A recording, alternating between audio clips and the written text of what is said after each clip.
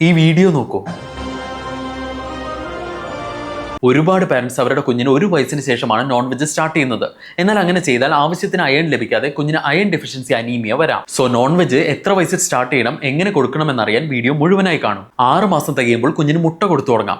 ആദ്യം നന്നായി പുഴുങ്ങിയ മുട്ടയുടെ കുറച്ച് മഞ്ഞ മാത്രം എടുത്ത് അല്പം ചൂടുവെള്ളം ചേർത്ത് നന്നായി ഉടച്ച് കൊടുത്തു നോക്കാം. അത് കഴിയുമ്പോൾ മറ്റ് അലർജീസ് ഒന്നും കാണിക്കുന്നില്ലെങ്കിൽ പിന്നീട് പുഴുങ്ങിയ മുട്ട മുഴുവനായി ഉടച്ചു കൊടുത്തു തുടങ്ങാം. ശ്രദ്ധിക്കുക, ഒരിക്കലും പച്ചമുട്ടയോ ഹാഫ് ബോയിലായിട്ടോ കൊടുക്കരുത്, അത് ഇൻഫെക്ഷൻസ് കൊണ്ടുവരാം. ഇനി 7 മാസം തികയുമ്പോൾ വീട്ടിലുണ്ടാക്കിയ ചിക്കൻ സൂപ്പോ മട്ടൺ സൂപ്പോ കൊടുത്തു തുടങ്ങാം. ശ്രദ്ധിക്കാൻ നല്ലോണം അരിച്ച് എല്ലിന്റെ കഷ്ണങ്ങൾ അതിലില്ലെന്ന് ഉറപ്പുവരുത്തുക. അതുപോലെ 7 മാസം കഴിഞ്ഞാൽ നല്ലോണം വേവിച്ചുടച്ച് ചിക്കന്റെ ലിവർ കൊടുത്തു തുടങ്ങാം. 1-2 ടീസ്പൂൺ ആഴ്ചയിൽ 1-2 പ്രാവശ്യം മാത്രം കൊടുക്കുക. ഇതിൽ സമ്പന്നമായിട്ടുള്ള അയണും സിങ്കും കുഞ്ഞിന്റെ തലച്ചോറിന്റെയും ശരീരത്തിന്റെയും വളർച്ചയ്ക്ക് അത്യുത്തമമാണ്. ഇനി 8 തൊട്ട് 9 മാസമായാൽ ചിക്കനും മീനും ഒക്കെ നല്ലോണം കുക്ക് ചെയ്ത് എല്ലും മുള്ളും ഒക്കെ മാറ്റി കൊടുത്തു തുടങ്ങാം. കാരണം ഇതിൽ calcium, iron, high quality protein കൊണ്ട് സമ്പന്നമാണ്. ശ്രദ്ധിക്കുക, 1 വയസ്സിന് താഴെയുള്ള കുട്ടികൾക്ക് അവരുടെ ഭക്ഷണത്തിന് ഉപ്പോ ഷുഗറോ ആഡ് ചെയ്യരുത്.